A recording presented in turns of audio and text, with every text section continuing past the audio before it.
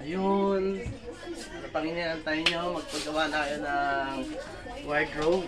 Ayan, kaka-install na natin ng wardrobe. Nilagyan na niya sa gawin ng mga gamit niya. Ayan. Ito yung sa taas niya. May bossing pa pala kayo. Ayan. Ito yung taas ng ating wardrobe. Ayan. Pwede siya maglagay dyan ng mga luggage at kung ano-ano pa. Ito. Mga damitan niya. May hangiran. May safety locker sa baba. Di susi na to, may lock na to. Privacy na sir. Gusto niya ilagay, may ilalagay niya kasi itatayo niya. Ito yung kanyang shelves. Yung mga shelves siya kaya pakita mo natin. Yan, mga pabangon sir, mga imported. Sa inyo, pagawa na rin kayo para saan kayo sa nagawa natin.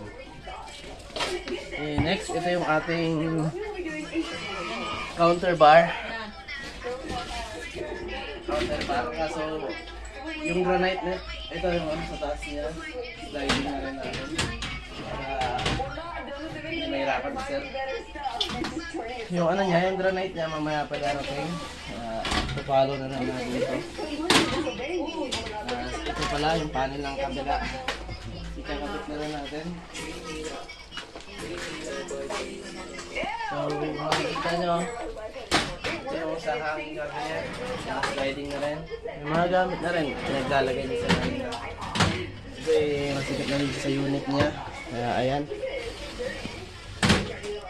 Ito pala yung pinagmamalaki ni sir na tubigan niya, nasa taas na. Matibay, pwede sakyan sa taas. Kaya ito, ikakabit na rin natin itong panel. Habang nag-antay tayo ng granite, susundin na natin yung granite mamaya. Ay, kailangan nyo may tunog pa. Kailangan ko ito ayusin mamaya.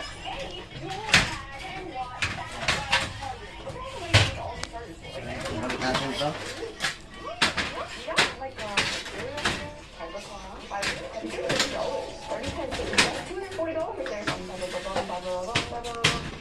Yan.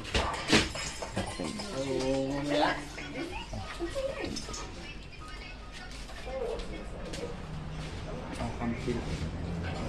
Top bill owners, ano pang inaantay nyo?